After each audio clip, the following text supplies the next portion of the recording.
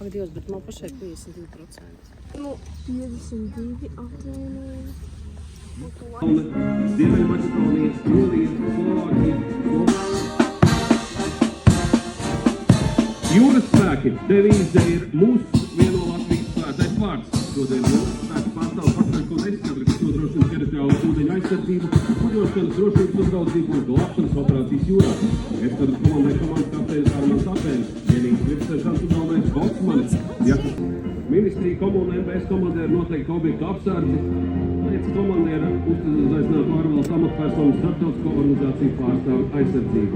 Uzreiz pēc tam, pirms noslēdžās un pēc tam arī beigās, pirms noslēdzošās militārās policijas mašīnas parādē piedalās nodrošinājuma pavēlniecības pārvietošanās koordinācijas centrs, kur ikdienā nodrošina sabiedrisko spēku pārvietošanos Latvijas Republikas teritorijā, kā arī organizē visa veida transporta dalību militārajās parādēs, arī šodien gan reģionālajās, gan 18. novembrī. Sauszemes spēku mehanizētās kājnieku brigādes tehnikas kolonas priekšgalā redzam kaujas izlūkošanas kapurtežu tehniku. Un uz tās 2. mehanizētā kājnieku bataljona komandieris pulkveža leitnants Edvards Šiguls. Bataljona karogu tur 2. mehanizētā kājnieku bataljona virsseržants galvenais virsseržants Pēters Muļķnieks. 2. mehanizētais kājnieku bataljons tiek dēvēts par Dzels bataljons, kas ir spējīgs ātri manevrēt kaujas laukā un nogādāt kaujas vienības tieši tur, kur tas ir vairāk nepieciešams.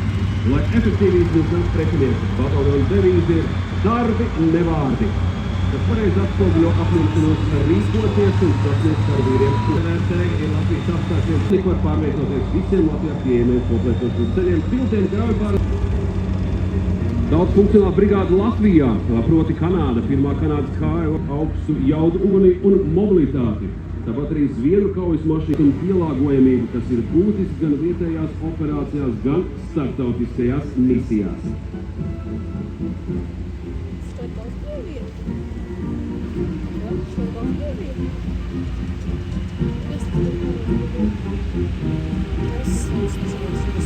Polaris ir viegla augstas mobilitātes militārā taktiskā bruņmašīna, kas paredzēta ātrai pārvietošanai un operācijā 206, kas paredzēta kājnieku pārvadāšanai, un ar to var pārvietīt vedēju, kam ir iespēja uzstādīt dažāda veida un lieluma ieroči.